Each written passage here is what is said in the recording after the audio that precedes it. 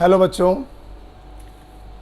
आज हम लोगों को टेस्ट पेपर 06 का डिस्कशन करना है, जिसके बच्चों टॉपिक थे third A fourth A group hydrocarbon aliphatic with aromatic that is benzene and toluene और सॉलिड स्टेट। तो आपने इसमें मुझसे बच्चों 18 क्वेश्चंस पूछे हैं, तो आइए one by one in question को डिस्कस करते हैं। कुछ नए पॉइंट्स भी आपको मिलेंगे जो आपको अपने नोट्स में लिख लेना है, ठीक है। सबसे पहले आपने क्वेश्चन नंबर 1 पूछा, ये रहा आपके सामने। When diborane react with Lewis base, then cleavage of diborane occurs. In this type cleavage, Lewis base cannot be। देखिए साफ साफ ये बात आपको मालूम होनी चाहिए कि ये जो डाइबोरेन होता है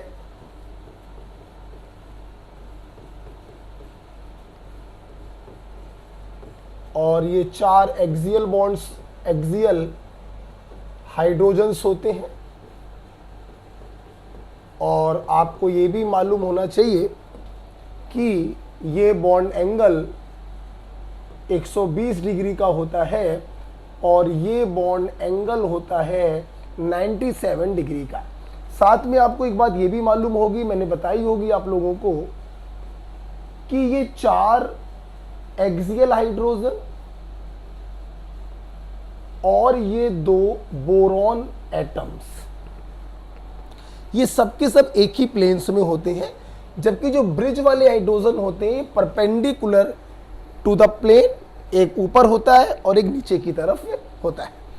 यहां पर बोरॉन का हाइब्रिडाइजेशन क्या हो गया, यहां पे बोरॉन का हाइब्रिडाइजेशन sp3 होता है, क्योंकि आप लोग देख रहे हैं 4 बॉन्ड बनाए हैं, sp3 होता है, but it is electron deficient, electron deficient होता है। आपको यह भी मालूम होगा लुईस एसिड होता है, इलेक्ट्रॉन डेफिशिएंट और लुईस एसिड। डाइबोरेन जो होते हैं कलरलेस टॉक्सिक गैस होती है, यह भी आपको बच्चों मालूम होगा, नोट्स में लिखा होगा।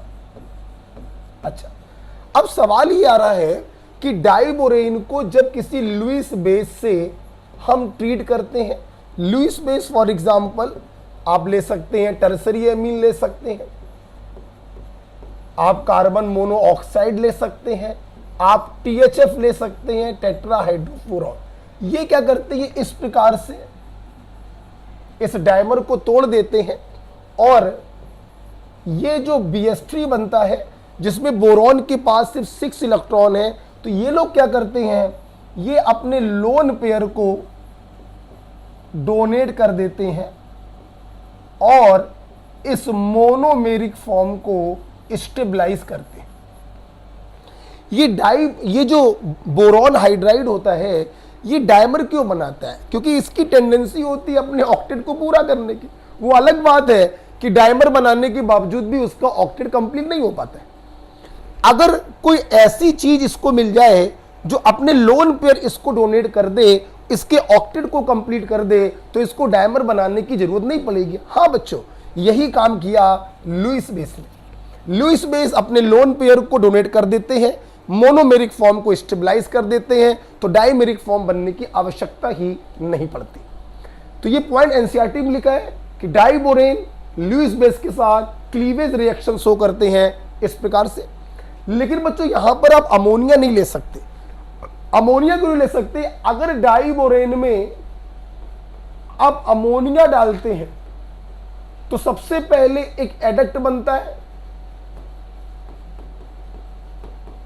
आयनिक एडक्ट होता है, और इस एडक्ट को अगर आप गर्म कर दें तो हमें इनऑर्गेनिक बेंजीन B3N3H6 मिल जाता है। इसलिए अमोनिया का यूज हम लोग नहीं कर सकते।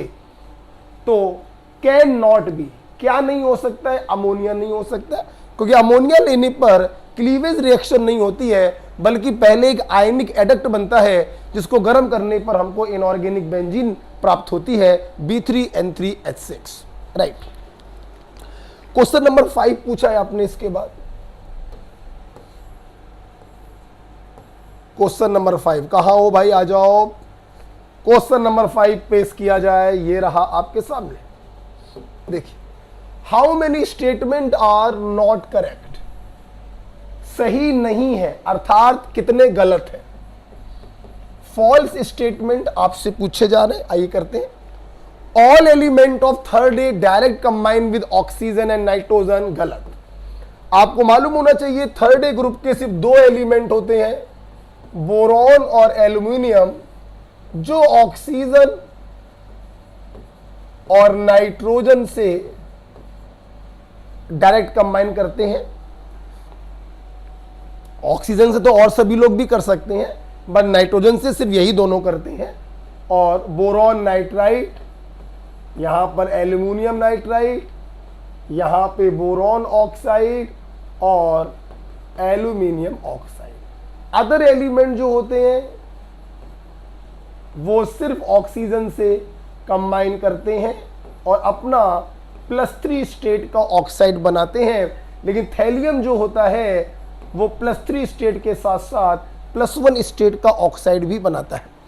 तो ध्यान रखिएगा, नाइट्रोजन और ऑक्सीजन से कंबाइन करने की टेंडेंसी सिर्फ दो लोगों के पास होती है, बाकी सभी लोग ऑक्सीजन से कर सकते हैं लेकिन नाइट्रोजन से नहीं कर सकते। तो पहला स्टेटमेंट बच्चों गलत हो गया।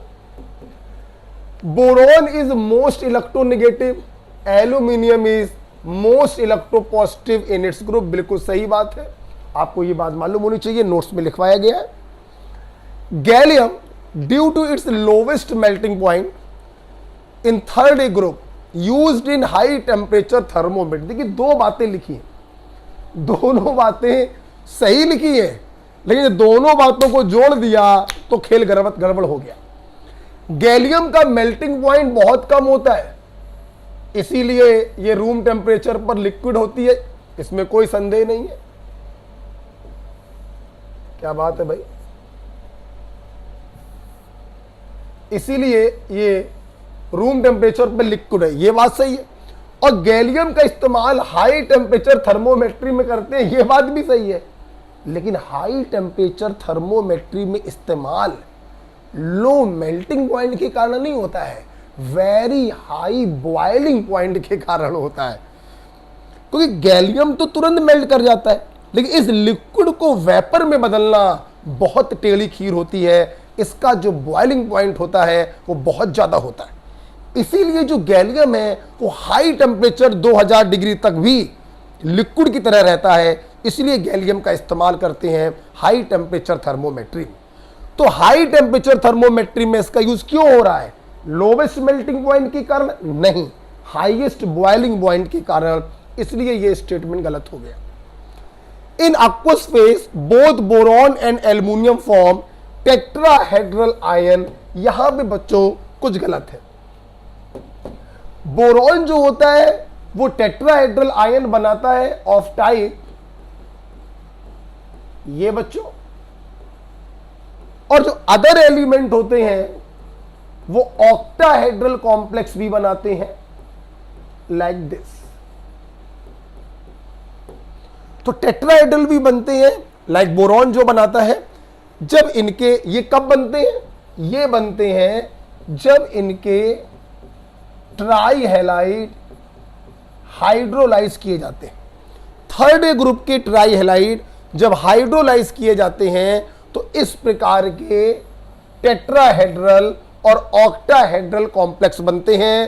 टेट्राहेड्रल बोरॉन बनाएगा और दूसरे लोग जो होंगे वो ऑक्टाहेड्रल बना सकते हैं। बोरॉन ऑक्टाहेड्रल नहीं बना सकता है क्योंकि बोरॉन की मैक्सिमम कोवेलेंसी 4 पॉसिबल है, इसलिए सिर्फ टेट्राहेड्रल बनाएंगे, ये काम गलत है। तो कितने फॉल्स स्टेटमेंट है? 1 2 3 फॉल्स स्टेटमेंट है। So the answer is third. बच्चों 5वीं के बाद आपने क्वेश्चन नंबर 7 हमसे पूछा है, ये एनसीईआरटी की सारी पॉइंट है बच्चों। क्वेश्चन नंबर 7 आपने पूछा है, ये है भाई 7। क्या चाहते हो तुम? आयो। How many statement are incorrect? Incorrect का मतलब क्या चाह रहे हैं? फॉल्स स्टेटमेंट चाह रहे हैं। Diborane are colourless highly toxic gas, बिल्कुल सही, मैंने अभी बताया। In diborane 2 boron atom and 2 bridge hydrogen lie in same plane, गलत है। बोरॉन एटम और एक्सियल हाइड्रोजन सेम प्लेन में होते हैं। ध्यान रखिए, ब्रिज वाले सेम प्लेन में नहीं होते हैं, गलत हो गया। ब्रिज वालों का एंगल 120 बोल रहे हैं, बिल्कुल गलत है। ब्रिज वालों का एंगल होता है 97 डिग्री। sp3 होता है, ये बात तो सही लिखी है, लेकिन ये बात गलत लिखी हुई है। डाइबोरेन की रिएक्शन जब आयनिक हाइड्राइड से कराते हैं तो इस प्रकार के कॉम्प्लेक्स बनते हैं, बिल्कुल सही बात ये भी लिखी है बच्चों। आप याद करिए, आपको नोट्स में पढ़ाया गया है। ये देखिए, आप डाइबोरेन की रिएक्शन NaH से करा दो, आयनिक हाइड्राइड है, तो आपको NaBH4 सोडियम बोरोहाइड्राइड कॉम्प्लेक्स प्राप्त होगा। आप NaH की जगह पर अगर LiH लेंगे तो इसकी जगह पर LiBH4 कॉम्प्लेक्स प्राप्त होगा। इसलिए ये बात बिल्कुल सही लिखी है। डाइबोरेन जब आयनिक हाइड्राइड से रिएक्शन करती हैं तो इस प्रकार से टेट्राहाइड्राइडो कॉम्प्लेक्स का फॉर्मेशन होता है। तो कितने स्टेटमेंट फॉल्स हैं? 2 स्टेटमेंट फॉल्स हैं। इसका आंसर क्या होगा बच्चों? सेकंड आंसर होगा। 7th के बाद आपने क्वेश्चन नंबर 10 हमसे पूछा है। बहुत ही अच्छे पेपर्स हैं। इन पेपर का मोटिव है कि एनसीईआरटी की मैक्सिमम लाइंस मैं कवर कर सकूं, इसलिए स्टेटमेंट वाले मैं क्वेश्चन फ्रेम करता हूं।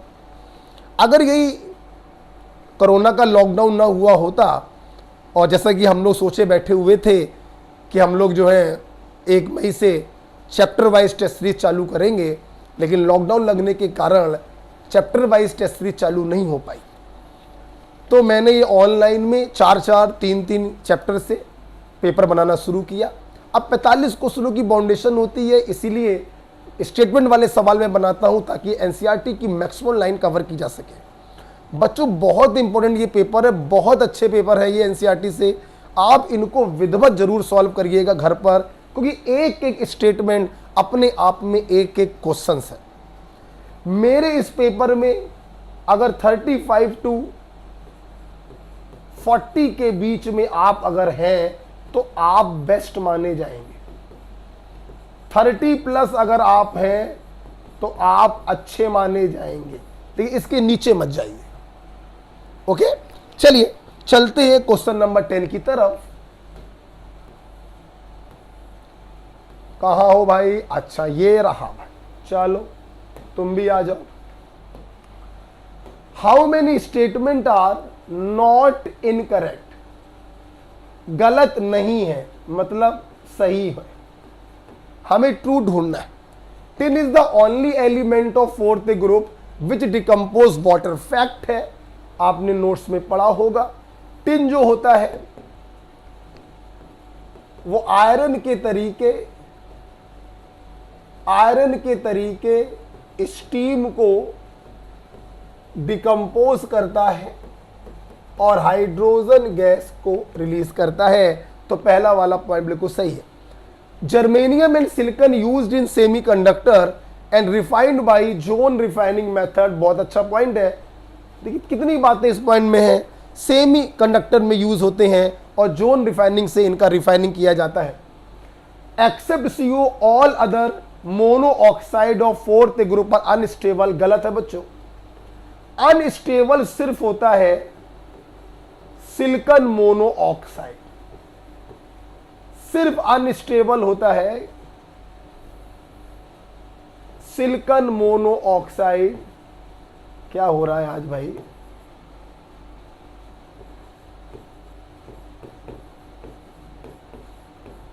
अनस्टेबल सिर्फ सिलिकॉन मोनो ऑक्साइड होता है, बाकी सब स्टेबल होते हैं, तो ये गलत हो गया statement. First 3 di oxide of 4th group are acidic. बिल्कुल सही बात है बच्चों। कार्बन, सिलिकॉन और जर्मेनियम के जो डाई ऑक्साइड होते हैं बच्चों वो एसिडिक होते हैं, आपको मालूम होना चाहिए।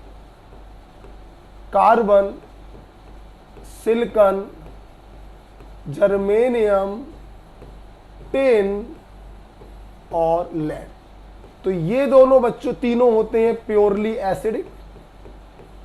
और ये दोनों होते हैं बच्चों एम्फोटेरिक। तो चौथा वाला पॉइंट सही था। तो आप बताइए कितने पॉइंट सही हैं? 1 2 3 पॉइंट सही हैं। Third is the right answer. 10th के बाद आपने क्वेश्चन नंबर 13 पूछा है। 13 ही पूछा है, हाँ 13 पूछा, ये रहा। क्या है भाई? CO reducer. बच्चों फैक्ट है, आपने ये क्यों पूछा? कार्बन मोनोऑक्साइड एक बहुत ही अच्छा रेड्यूसिंग एजेंट है। ये ऑलमोस्ट सभी मेटल ऑक्साइड को रिड्यूस करता है, लेकिन नहीं करता है aluminium oxide, alkali metal oxide and alkaline earth metal oxide. इनको रिड्यूस नहीं करता है, बाकी most of the metal oxide को रिड्यूस करता है। So third is the right answer. First है, सेकेंड है और एल्यूमिनियम हाईली इलेक्ट्रोपॉजिटिव मेटल होती हैं, पावरफुल रिड्यूसिंग एजेंट होते हैं। तो इनके कंपाउंड को रिड्यूस करने की औकात यूजली किसी रिड्यूसिंग एजेंट के पास नहीं होती है। तो कार्बन मोनोऑक्साइड एक रिड्यूसिंग एजेंट है, most of the metal oxide को रिड्यूस कर देगा, लेकिन पावरफुल रिड्यूसिंग एजेंट के ऑक्साइडों को रिड्यूस नहीं कर पाएगा। इसलिए 13 का थर्ड आंसर होगा। क्वेश्चन नंबर 15 आपने हमसे पूछा है, ये रहा। आइए 15 देख लेते हैं बच्चों। 15 वाला क्वेश्चन तो बहुत ही इजी क्वेश्चन था, पता नहीं आपने क्यों पूछा। क्या मैं यहीं पर बता दूं? चलिए यहीं बता देते हैं। देखिए ये आपके सामने कीटोन है, अमलगेटेड जिंक प्लस कंसंट्रेटेड HCl। ये आपका हो गया क्लीमेंशन रिडक्शन। और क्लीमेंशन रिडक्शन क्या करता है? वो CO ग्रुप को रिड्यूस कर देता है CH2 ग्रुप में। तो व्हाट इज A? A बन जाएगा ethyl benzene.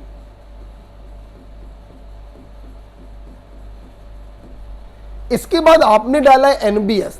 NBS is N bromosuccinimide, allylic bromination cause करेगा।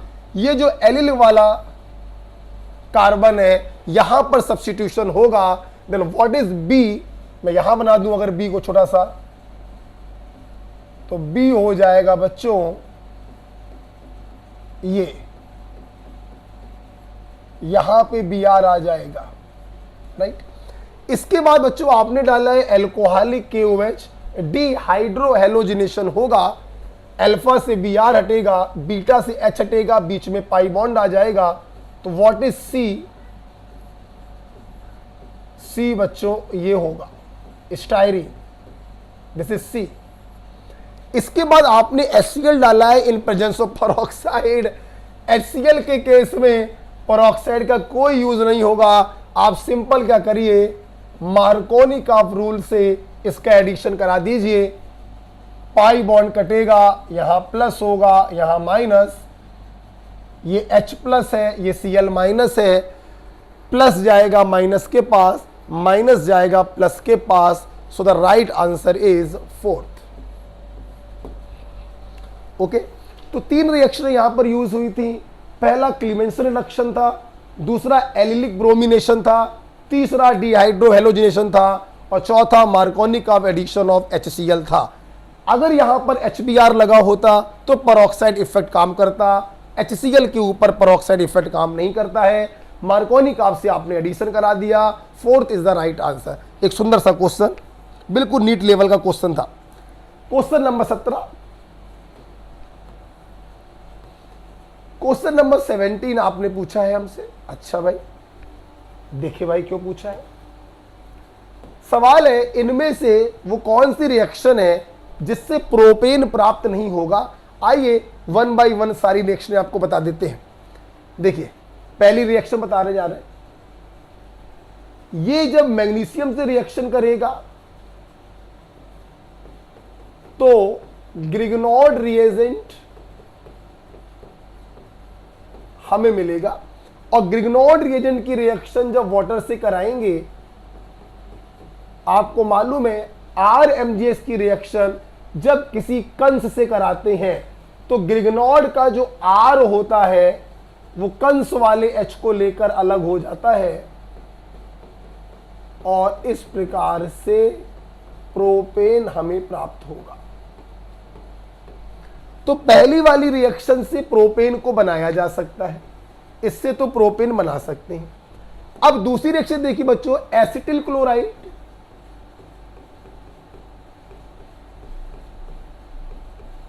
एसिटिल क्लोराइड की रिएक्शन आपने ग्रिगनॉर्ड रिएजेंट से कराई है, CH3MgBr।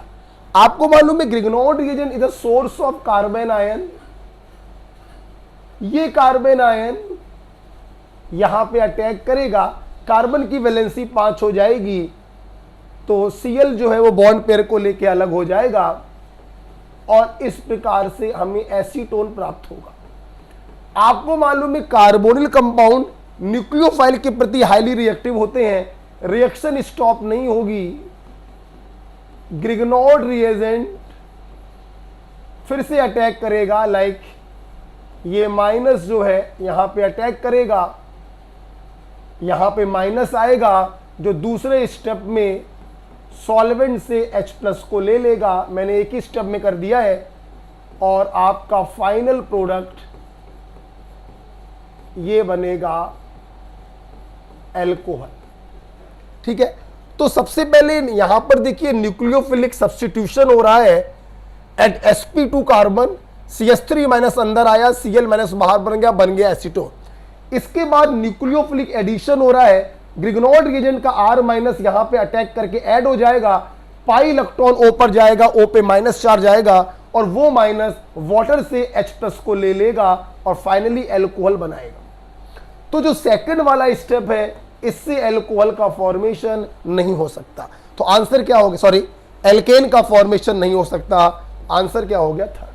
लेकिन मैं आपको आगे की रिएक्शन भी रिवाइज कराना चाहूंगा, ये मैं हटाना चाहूंगा।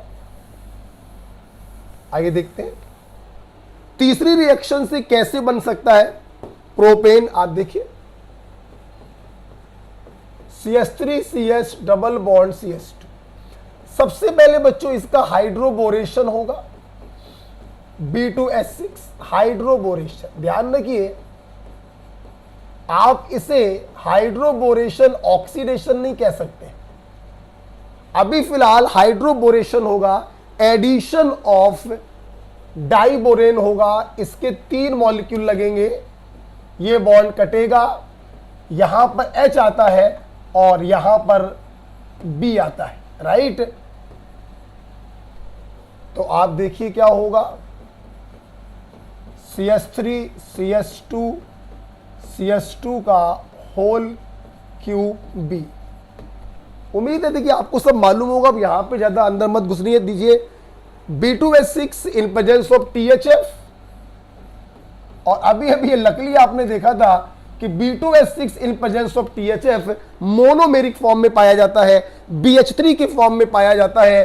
तो 3 मॉलिक्यूल में क्या होगा, सबके इस कार्बन को एक एक H मिल जाएगा। करके दिखाए क्या, चलो करके दिखा देते हैं भाई, ये कैसे काम हो रहा है ये वाला। इसके 3 मॉलिक्यूल, चलो बेटा करके दिखा देते हैं, कोई बात नहीं। ये कैसे वो बनता है आपको मैं ये दिखाने जा रहा हूं, क्या देखिएगा सब लोग। B2S6 इन THF BH3 के फॉर्म में होगा, राइट। अब देखो क्या होगा, वेरी सिंपल, बॉन्ड कटे भाई, एक H इसको मिल गया, दूसरा H इसको मिल गया, तीसरा H इसको मिल गया, राइट। तो ये तीनों कार्बन संतुष्ट हो गए। इन तीनों कार्बन की अभी एक एक वैलेंसी खाली है और इस बोरॉन की भी एक वैलेंसी खाली है, तो ये अपनी वैलेंसी को इससे मिला लेते हैं और इस प्रकार से देखिए बच्चों ट्राई एल्किल बोरेन का फॉर्मेशन होता है। देखिए बीच वाला कार्बन संतुष्ट हो गया है,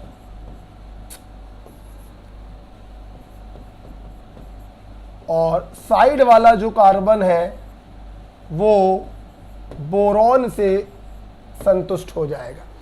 इसे कहते हैं ट्राई एल्किल बोरेन, जो आपने वहां पे बनाया। तो आई होप ये किस प्रकार से इन 3 मॉलिक्यूल ऑफ एल्कीन ने BH3 को ऐड किया, किस प्रकार से हाइड्रोबोरेशन हुआ, आई होप आपको समझ में आ गया होगा और ट्राई एल्काइल बोरेन का फॉर्मेशन हो गया। राइट बच्चों, मेरी बात समझ में आ गई। मैं इसको हटा दे रहा हूं, जगह की जरूरत है। वो रिएक्शन कैसे हो रही है मैंने आपको ये समझाया है। अच्छा देखिए, अब ये जो ट्राई एल्काइल बोरेन है, यहां पे बच्चों दो रिएक्शनें पॉसिबल है।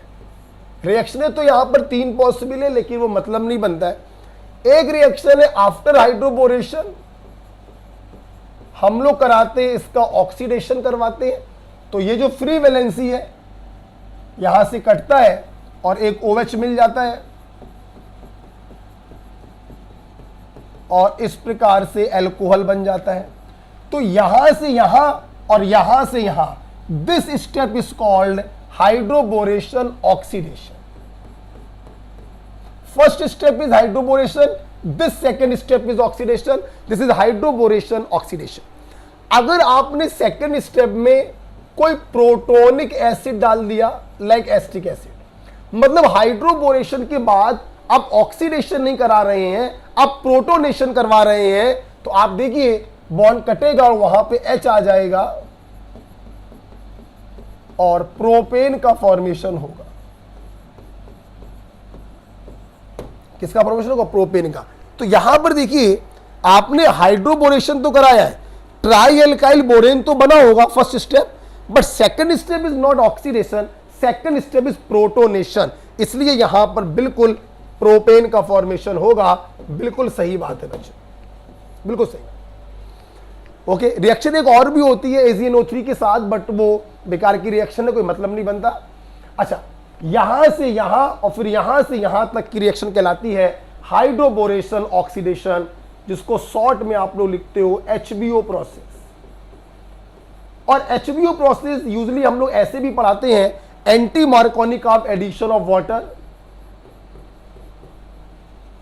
एंटी मार्कोनिकॉफ के अकॉर्डिंग वाटर को ऐड करते हैं। ध्यान दीजिए, वाटर का प्लस जा रहा है वहां जहां हाइड्रोजन कम है और वाटर का माइनस जा रहा है वहां जहां हाइड्रोजन ज्यादा है। तो anti Markovnikov addition of water भी इसको कहते हैं। थर्ड स्टेप हाइड्रोबोरेशन ऑक्सीडेशन नहीं है, थर्ड स्टेप है हाइड्रोबोरेशन प्रोटोनेशन, इसलिए प्रोपेन का फॉर्मेशन होगा। चौथा वाला तो बच्चों आपको मालूम है, रेड फास्फोरस प्लस HI क्या करता है, ये बॉन्ड कटेगा, एक H इधर एक H इधर, यहां से भी प्रोपेन का फॉर्मेशन होगा। तो किससे नहीं हो रहा प्रोपेन का फॉर्मेशन? सेकंड से नहीं हो रहा है, तो 17 का बच्चों आंसर हो गया सेकंड। इसके बाद बच्चों आपने पूछा हमसे क्वेश्चन नंबर 20, सब दिखाई पड़ रहा है? ओके, क्वेश्चन नंबर 20 में चलते हैं। जो भी नया पॉइंट आएगा मैं आपसे कह दूंगा, आप नोट कर लीजिएगा। आई क्या है भाई? आहा, 2 ब्यूटीन। चलो, ये रहा 2 ब्यूटीन और इसमें आपने एल्कलाइन की अमोनो4 डाला। देखिए, मैं मानता हूं कभी कभी बच्चे कंफ्यूज हो जाते हैं एल्कलाइन के अमोनो4 में कि 1% कोल्ड एल्कलाइन के अमोनो4 अगर है तो वो बेयर्स रिएजेंट होता है, first step oxidation of alkene. लेकिन KMNO4 in alkaline medium hot condition अगर है तो वो थर्ड स्टेप ऑक्सीडेशन होता है।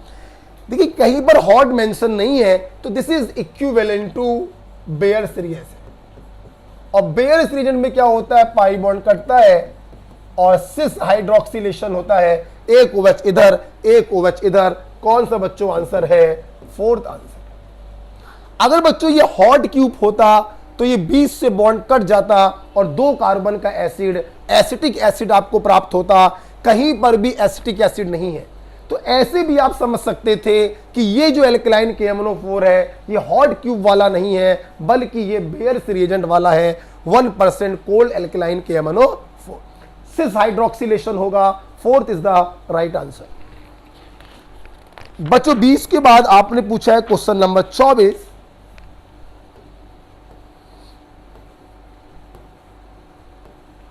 ओ हो 24 में गड़बड़ है भाई, कभी कभी हो जाती है बेटा, मिसप्रिंटिंग हो जाती है। लेकिन मैं उम्मीद करता हूं हमारे स्टूडेंट ने इस गलती को पकड़ लिया होगा। साफ साफ दिखाई पड़ रहा है, ऊपर जगह भी खाली थी और कार्बन के पास एक हाइड्रोजन है, मतलब ये एसिटिलीन है। पाई बॉन्ड की मिसिंग हो गई थी बच्चों, ये एसिटिलीन था।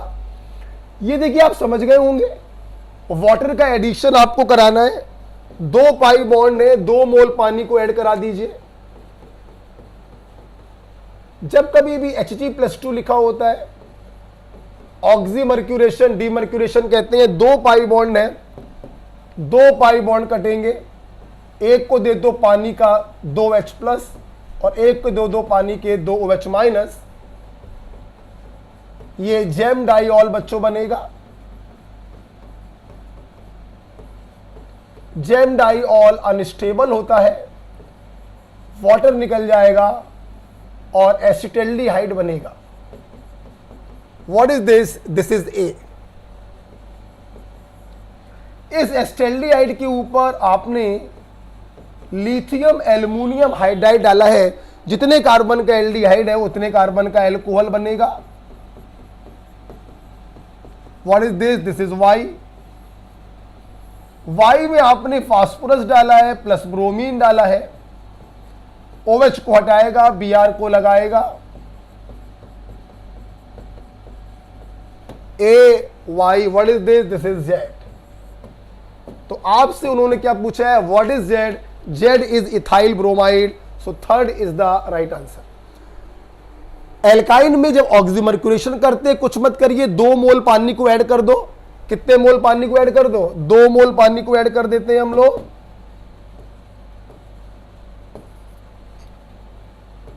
दो मोल पानी को हम लोग ऐड करवा देते हैं, 2H+, 2OH-। जेम डाइऑल बनेगा, अनस्टेबल होगा, पानी निकल जाएगा, एल्डिहाइड बनेगा। एल्डिहाइड का हमने करवा दिया reduction with the help of LiAlH4। जितने कार्बन का एल्डिहाइड होता है उतने कार्बन का एल्कोहल बनेगा। जहां जहां OH वहां Br और 2 कार्बन का एथिल ब्रोमाइड आपको प्राप्त होगा। Third is the right answer. 24 के बाद बच्चों आपने क्वेश्चन नंबर 27 पूछा है। 27 तो पूछकर मतलब समझो आपने ऐसी फीलिंग दी है जिसकी कोई लिमिट नहीं है।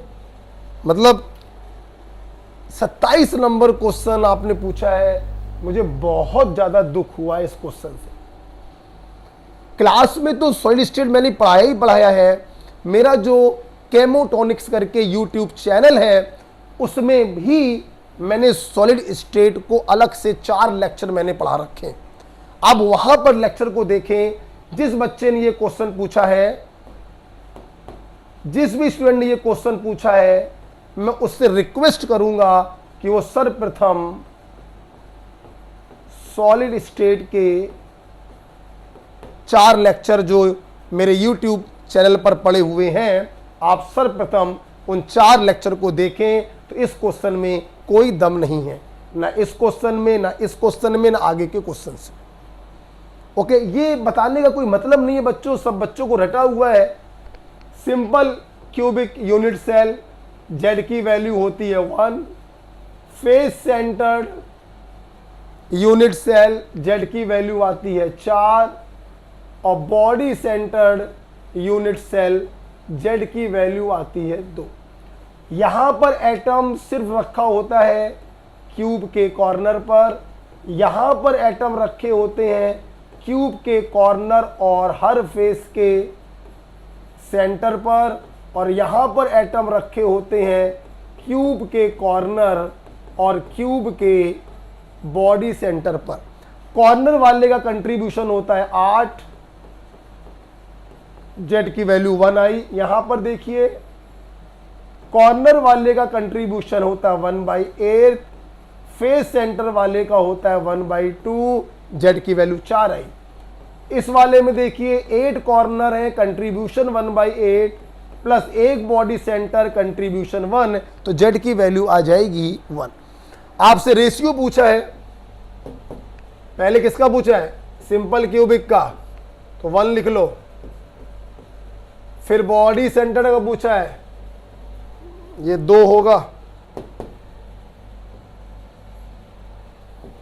फिर पूछा है बॉडी सेंटर का, तो 2 लिख लो। फिर पूछा है फेस सेंटर का, तो 4 लिख लो। 1s2 2s2 4, third is the right answer. जिस बच्चे ने ये क्वेश्चन पूछा है वो प्लीज सॉलिड स्टेट के 4 लेक्चर यूट्यूब पे पड़े हुए हैं, आप पहले उनको देखिए बच्चों, राइट। 27 के बाद आपने क्वेश्चन नंबर 29 पूछा है बच्चों, यहां पे कुछ लिखवाएंगे, आपको नोट करना है। ये देखिए 29, आ जाओ भाई। 29 में आपको सबसे पहले जो क्या नोट करना है, अपनी कॉपी पर नोट करना है। पॉइंट नंबर 1 लिखेंगे TiO, CrO2 and ReO3 okay behaves like metal.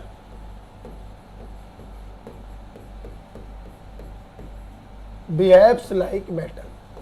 Metal oxide होने के बावजूद भी ये मेटल की तरह बिहेव करते हैं, और इनमें जो ये रेनियम जो ऑक्साइड है इसके बारे में हम आपको बताना चाहेंगे कि it's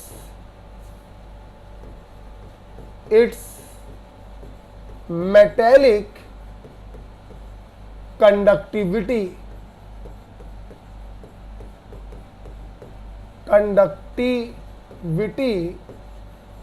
is like copper. Rhenium oxide की जो मेटेलिक कंडक्टिविटी होती है वो कॉपर के तरीके होती है। नेक्स्ट बच्चों पॉइंट में लिखना चाहूंगा VO2, VO3 और TiO3 दे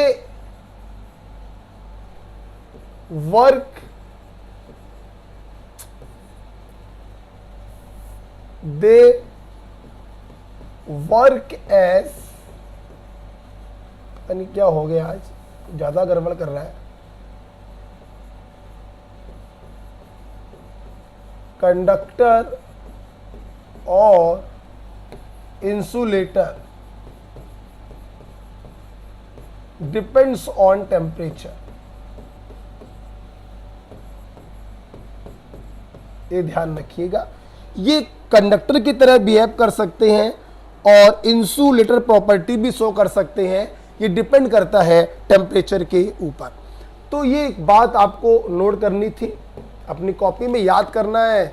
ये आपको पॉइंट क्या होना चाहिए, याद होना चाहिए बच्चों। देखिए तो रेनियम ऑक्साइड के बारे में लिखा हुआ है कंडक्टिविटी लाइक कॉपर। फर्स्ट का आंसर पी हो गया, तो थर्ड नहीं हो सकता, फोर्थ नहीं हो सकता, राइट। VO3 के बारे में बताया, एक्ट एज कंडक्टर और इंसुलेटर डिपेंडिंग अपॉन टेम्परेचर। 2 की वैल्यू बच्चों R हो गई, तो ये वाला भी गलत हो गया, यहीं से आंसर आ गया, first is P, 2 is R। बाकी बच्चों अगर आपको याद हो, MnO जो होता है ये एंटी फेरोमैग्नेटिक होता है, और CrO2 जो होता है ये फेरोमैग्नेटिक होता है, ये आपको याद होगा। फेरोमैग्नेटिक हम उनको कहते हैं जिनके सारे डोमेन्स जो होते हैं एक ही तरफ अलाइंड होते हैं। फेरी मैग्नेटिक उनको कहते हैं मोस्ट ऑफ द डोमेन एक तरफ होते हैं, कुछ दूसरे तरफ होते हैं। और एंटी फेरोमैग्नेटिक उनको कहते हैं जिनका नेट मैग्नेटिक मूवमेंट 0 होता है, जितने डोमेन ऊपर की तरफ उतने ही डोमेन नीचे की तरफ होते हैं, राइट। तो बहुत ही सिंपल था, इसमें आप लोग को नहीं मालूम था ये वाला पॉइंट, नहीं मालूम था ये वाला पॉइंट, जिसके लिए मैंने आपको ये थ्योरी लिखवाई है, कॉपी पे लिखना है। 29 के बाद आपने क्वेश्चन नंबर 31 पूछा है बच्चों, तो वो कौन सा ऑक्साइड है जिसकी मेटेलिक कंडक्टिविटी कॉपर के जैसी होती है, रेनियम ऑक्साइड। ये देखिए वाला सवाल वही है, फेरो, फेरी और एंटी फेरो वाला जो अभी समझाया मैंने। आपने क्वेश्चन नंबर 31 मेरे से पूछा है, आइए। एलिमेंट बी फॉर्म CCP, कोई एलिमेंट बी है जो क्यूबिक क्लोज पैकिंग बना रहा है। तो मान लिया आपने बी का नंबर है Z, अगर बी का नंबर Z है तो ऑक्टाहेड्रल वॉइड Z होंगे और टेट्राहेड्रल वॉइड 2Z होंगे।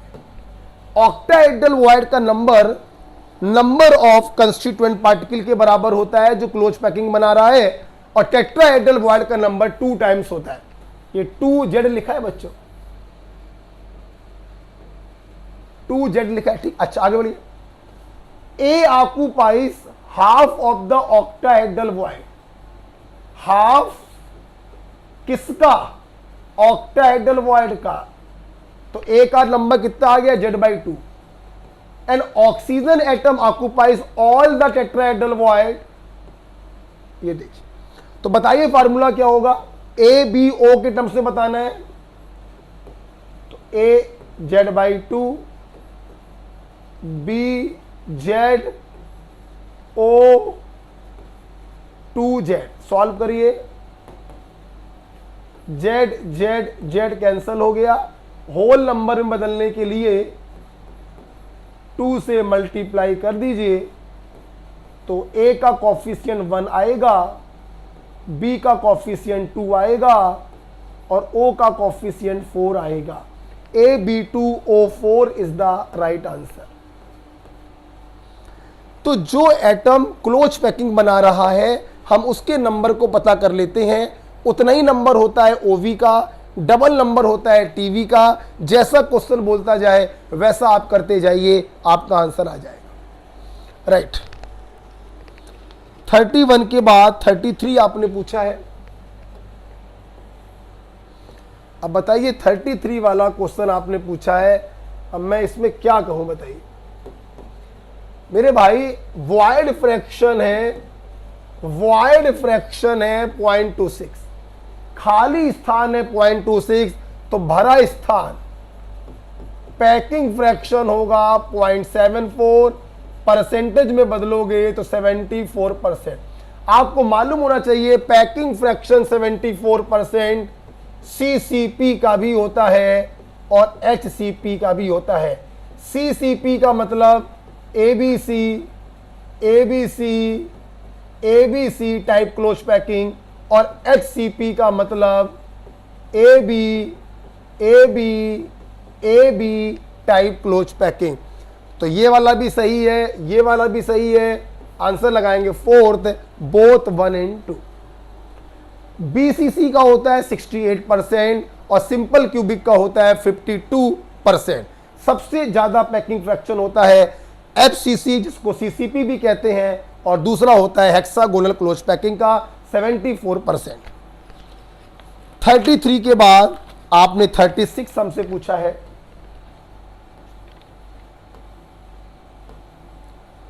ये देखिए 36 वाला ब्रैग्स इक्वेशन का ये क्वेश्चन था। क्या होती है ब्रैग इक्वेशन? मान लीजिए ये आपका क्रिस्टल लैटिस है। क्रिस्टलाइन सॉलिड क्या होते हैं बच्चों? जो एक डेफिनेट पैटर्न में, डेफिनेट प्लेन में अरेंज होते हैं। ये मान लीजिए प्लेन्स है, ये मान लीजिए इंटरप्लेनर डिस्टेंस है। यहां से कोई इंसिडेंट रे आई, इंसिडेंट रे का प्लेन से एंगल होता है थीटा। ये नॉर्मल है और ये बच्चों डिफ्रैक्ट हो गए, रिफ्लेक्ट हो गए। ये एंगल भी कितना होता है बच्चों? थीटा। ओके, आप देख सकते हैं नॉर्मल से प्लेन का एंगल होगा 90। तो अगर ये एंगल थीटा है तो ये एंगल होगा 90 माइनस थीटा। तो ब्रैग इक्वेशन हमसे कहती है n lambda equal to 2d sine theta. Theta क्या है? इंसिडेंट रे और प्लेन के बीच का एंगल। d क्या होता है? Interplanar distance. लैम्डा क्या है? Wavelength of incident ray. n को कहते हैं बच्चों ऑर्डर ऑफ डिफ्रैक्शन। n को कहते हैं ऑर्डर ऑफ डिफ्रैक्शन। और आज हैंग बहुत कर रहा है ये,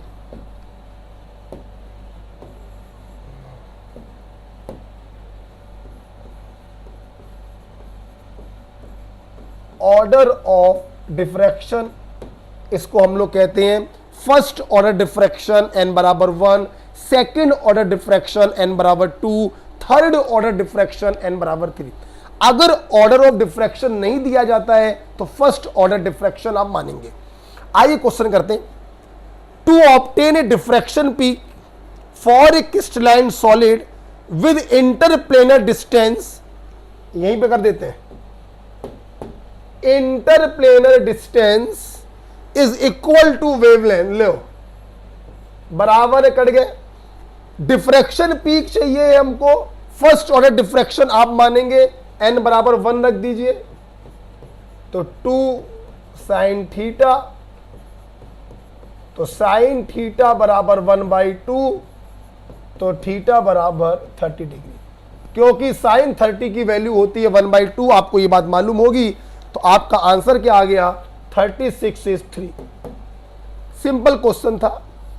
पता नहीं एक बच्चा कहां पे कंफ्यूज हो गया, वो 2 थीटा को इस्तेमाल करने लगा। यहां पर तो कोई 2 थीटा दिया ही नहीं गया है बच्चों।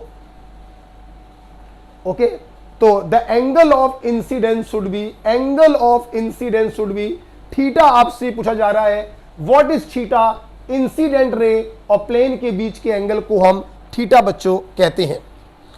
इंसिडेंट रे और नॉर्मल के बीच का जो एंगल होगा वो 90 माइनस थीटा होगा। 36 के बाद बच्चों आपने हमसे 39 क्वेश्चन नंबर पूछा है।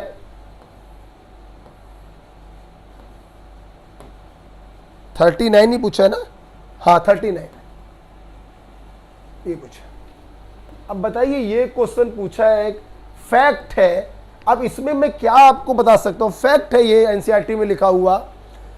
शॉर्टकट इफेक्ट, शॉर्टकट इफेक्ट में क्या होता है, स्टैक्योमेट्रिक डिफेक्ट होता है, इसको वैकेंसी डिफेक्ट भी कहते हैं। इक्वल नंबर ऑफ कैटायन और एनायन लैटिस को छोड़ के बाहर चले जाते हैं, वैकेंसी क्रिएट होती है, इसलिए वैकेंसी डिफेक्ट कहते हैं। इक्वल नंबर के लूज करते हैं, स्टैक्योमेट्रिक डिफेक्ट कहते हैं। मास घटने के कारण डेंसिटी जो होती है वो घट जाती है। अच्छे आयनिक सॉलिड शॉर्टकी डिफेक्ट को शो करते हैं।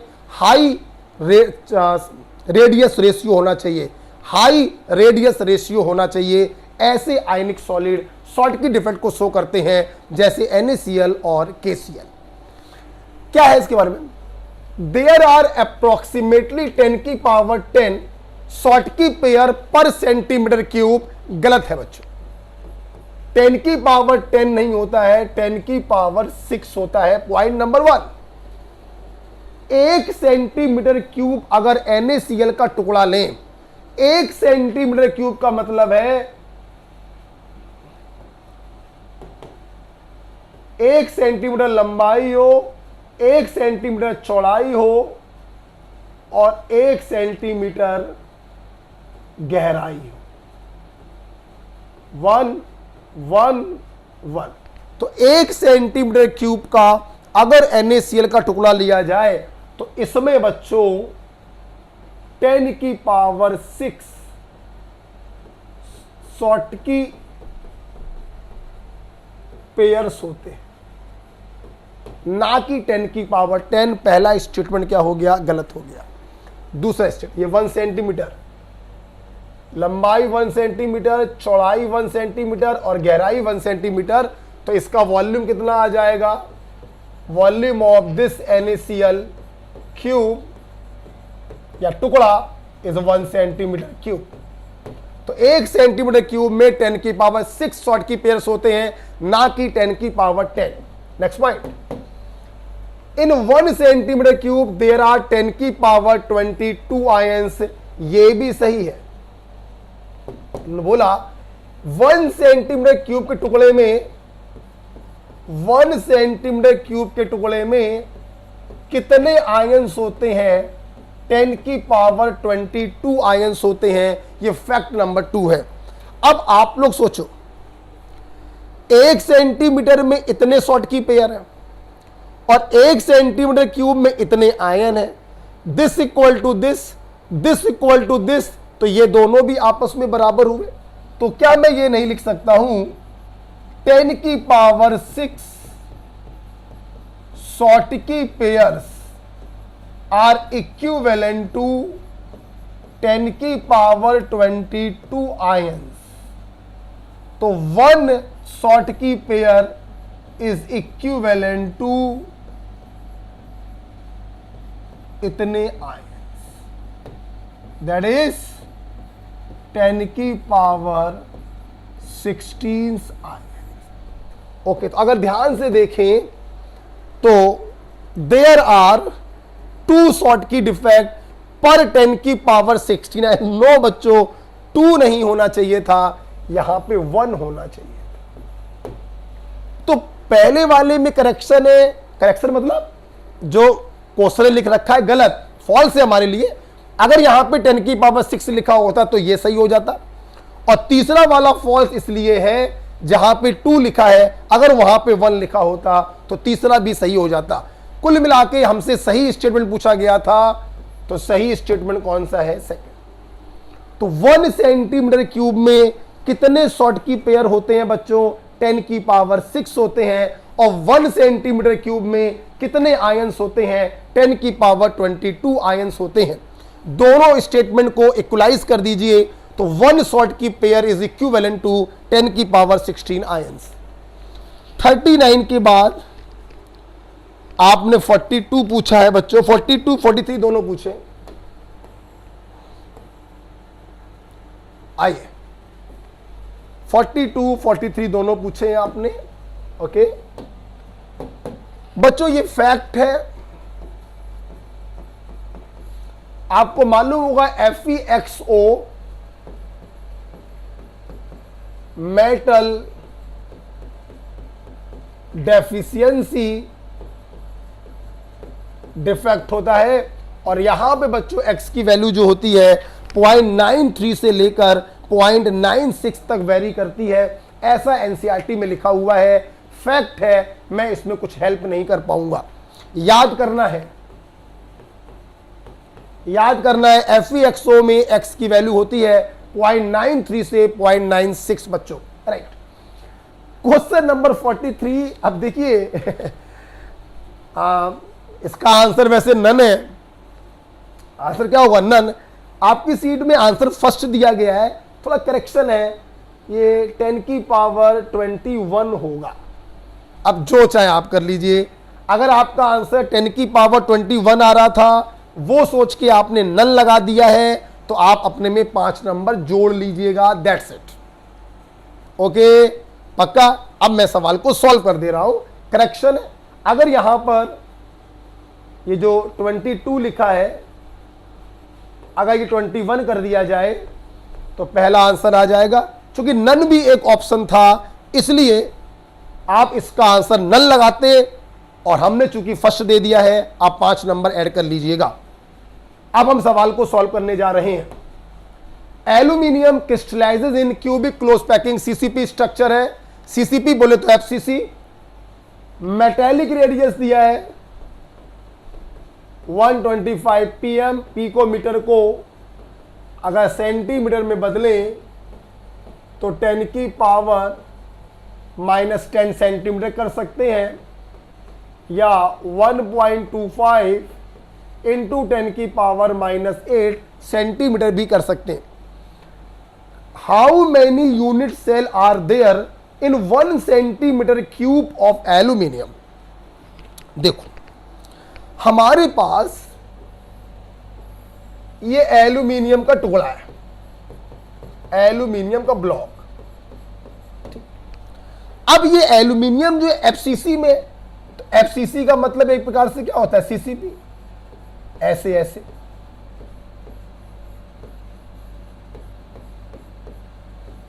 मतलब इस एल्यूमिनियम के ब्लॉक में जो एल्यूमिनियम के एटम्स हैं वो FCC पैटर्न में अरेंज है। सीधी सी बात है, ऐसे। अब ये पूछ रहे हैं कि अगर इस एल्यूमिनियम ब्लॉक का वॉल्यूम 1 सेंटीमीटर क्यूब हो तो बताओ कितने यूनिट सेल इसके अंदर होंगे। Very very simple. आप एक यूनिट सेल का वॉल्यूम निकाल लीजिए, एक यूनिट सेल का वॉल्यूम ऑफ 1 यूनिट सेल आप निकाल लीजिए, that is a cube. Very simple, unitary method का क्वेश्चन था, क्लास 5th स्टैंडर्ड का ये सवाल था, पता नहीं आप क्यों नहीं कर पाए। Very simple. इतना वॉल्यूम अगर होता तो एक क्यूब होता, तो अगर इतना वॉल्यूम लिया जाए तो कितने यूनिट सेल होंगे? Very very simple question. क्या थीम है? फिर थीम समझिए।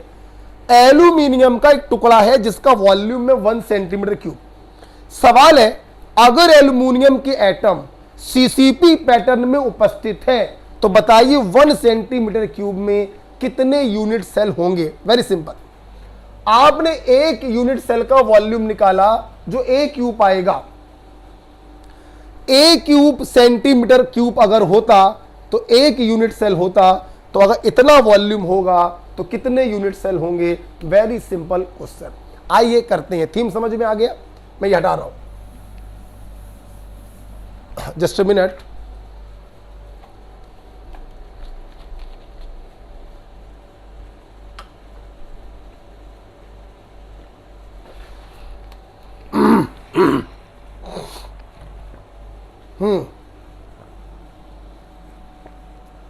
ये देखिए, अब अगर आपको एक यूनिट सेल का वॉल्यूम निकालना है तो आपको एज लेंथ की जरूरत पड़ेगी। अच्छा, चूंकि बच्चों ये सीसीपी में है, आपको शायद मालूम हो, सीसीपी में जो एटम्स होते हैं वो कॉर्नर्स में भी होते हैं और हर फेस के सेंटर में भी होते हैं। तो आप अगर ध्यान से देखें, R, 2R और R, that is 4R equal to face diagonal A√2। तो यहां से A बराबर आ जाएगा 4R/√2।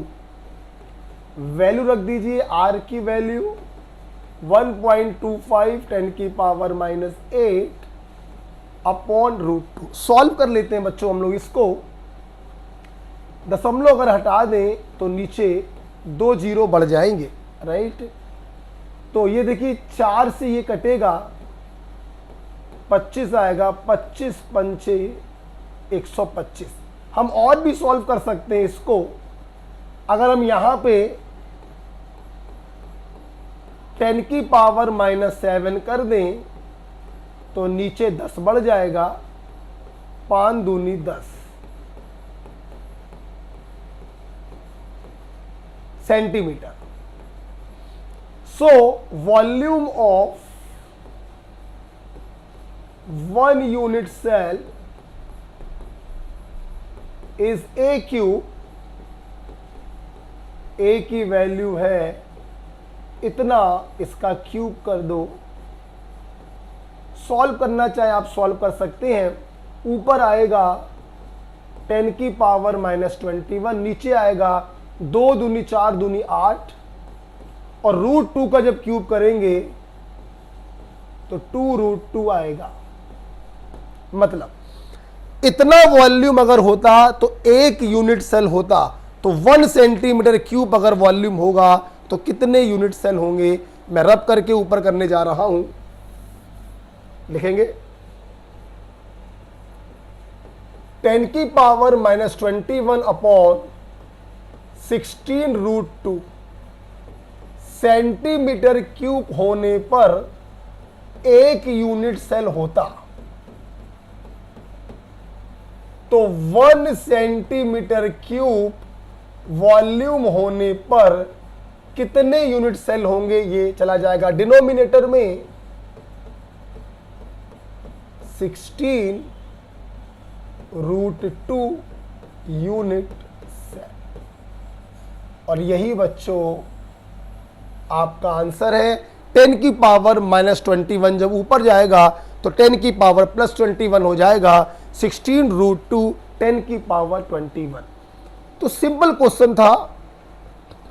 1 सेंटीमीटर क्यूब एल्यूमिनियम के टुकड़े में कितने यूनिट सेल होंगे अगर एल्यूमिनियम सीसीपी पैकिंग में है, क्यूबिक क्लोज पैकिंग में है। एक यूनिट सेल का वॉल्यूम निकाल लीजिए ए क्यूब। तो ए क्यूब अगर होता तो एक यूनिट सेल होता, तो अगर 1 सेंटीमीटर क्यूब वॉल्यूम है तो कितने यूनिट सेल होंगे? यूनिटरी मेथड लगाना था। अब यहां पे रेडियस तो दिया गया था एटम का एज नहीं दिया गया तो सीसीपी का मतलब एफसीसी होता है 4r बराबर a रूट 2 आ गया, तो यहां से a बराबर 4r बाई रूट 2 आ गया, वैल्यू रखी, आपकी आंसर आ गई। बच्चों जानते हो मैंने पिकोमीटर को सेंटीमीटर क्यूब में क्यों बदला, क्योंकि एग्जामिनर जिस वॉल्यूम में नंबर ऑफ यूनिट सेल पूछ रहा है वो वॉल्यूम सेंटीमीटर क्यूब में है, इसलिए यूनिट सेल का वॉल्यूम भी आपको सेंटीमीटर क्यूब में निकालना पड़ेगा। राइट, तो 43 क्वेश्चन के बाद आपने 45 नंबर सवाल भी पूछा है। ये सवाल भी पूछ के बहुत दुख प्राप्त आपने हमको दिया। आप देखिए इस क्वेश्चन में मैंने साफ साफ अभी रिसेंटली सॉलिड स्टेट के 4 लेक्चर्स पढ़ाए हैं और क्लास में भी पढ़ाया है। एमॉर्फस सॉलिड, जितने भी पॉलीमर होते हैं वो एमॉर्फस सॉलिड में बच्चों आते हैं। Cellophane okay, but naphthalene is not okay. Naphthalene जो होता है वो मॉलिक्यूलर क्रिस्टलाइन सॉलिड होता है। ग्लास इज ओके, बट एक गड़बड़ हो गया तो ये आंसर नहीं होगा। नेपथलीन गड़बड़ हो गया, बेंजोइक एसिड गड़बड़ हो गया, पॉलीमर है ये सही है, 2 गड़बड़ हो गए तो ये भी आंसर नहीं होगा। पॉलीयूरेथेन यस एमॉर्फस होगा, जितने भी पॉलीमर होते हैं एमॉर्फस होते हैं। सेलोफेन सेलुलोज का डेरिवेटिव होता है, एमॉर्फस होगा। टेफ्लॉन पॉलीटेट्राफ्लोरोएथिलीन होता है, पॉलीमर होता है, ये भी एमॉर्फस होगा। तीनों के तीनों एमॉर्फस हैं, यही हमारा राइट आंसर होगा। तो 45 का बच्चों आंसर क्या हुआ 3। बहुत अच्छे क्वेश्चंस। मैं कोई अपनी तारीफ बच्चों नहीं कर रहा हूं, ना मुझे अपनी तारीफ करने का शौक है। पेपर की तारीफ मैं इसलिए कर रहा हूं, सिर्फ इसलिए कर रहा हूं ताकि आप इन पेपर को अच्छे से दें। क्वेश्चन आपके 30 सही हो या 35 सही हो या 40 सही हो या 42 सही हो, पेपर को घर पर विधिवत दोबारा आप लगाइए, आपको बहुत बेनिफिट मिलेगा। पेपर दीजिए, मैं बार बार कह रहा हूं, टेस्ट दीजिए, लाइव टेस्ट दीजिए और इस पेपर को दोबारा भी सॉल्व करिए। ओके, तो टेस्ट नंबर 6 खत्म होता है। अगला टेस्ट होगा टेस्ट नंबर 7। फिर मिलेंगे हम लोग अगले डिस्कशन में टेस्ट नंबर 7। खुश रहो बच्चों, पढ़ते रहो, मस्त रहो और मेरे साथ बने रहो। मिलते हैं नेक्स्ट डिस्कशन में। ओके बेटा, थैंक यू।